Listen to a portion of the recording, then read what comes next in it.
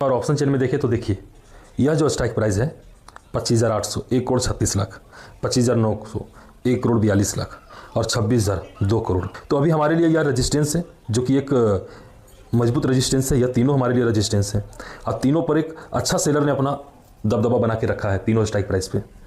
वहीं पर अगर हम सपोर्ट के साइड देखें तो सपोर्ट हमारे लिए 25,700 एक मजबूत सपोर्ट है। नेक्स्ट देखें तो 25,600 जो कि 1,03,00,000 है। उसके बाद अगर हम देखें तो 25,500 इसमें भी 1,01,00,000 है। यानी कि अगर कहीं ना कहीं आप देखें तो सपोर्ट भी काफ़ी स्ट्रांग है।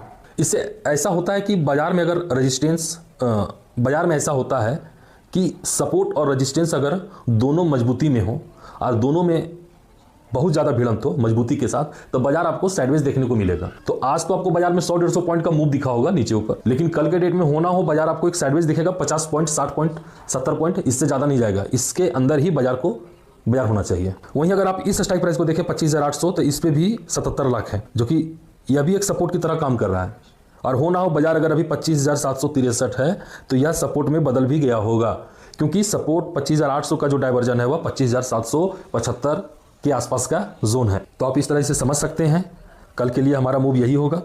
अगर आप एक चीज़ और देखें तो देखिए कॉल के साइड में जो है इन द मनी में देखिए 150%, 25,750 पे भी 150% के आसपास है।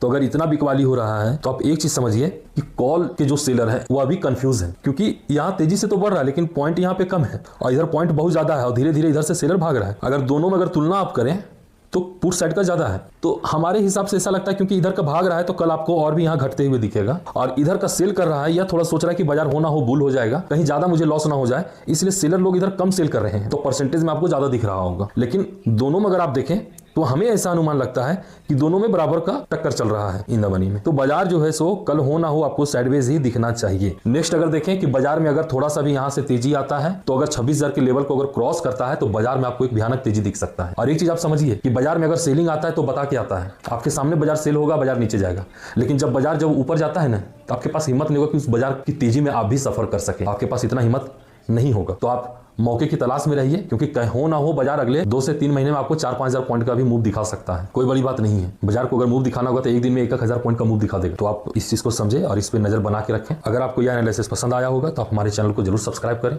और हमारे वीडियो को जरूर लाइक करें।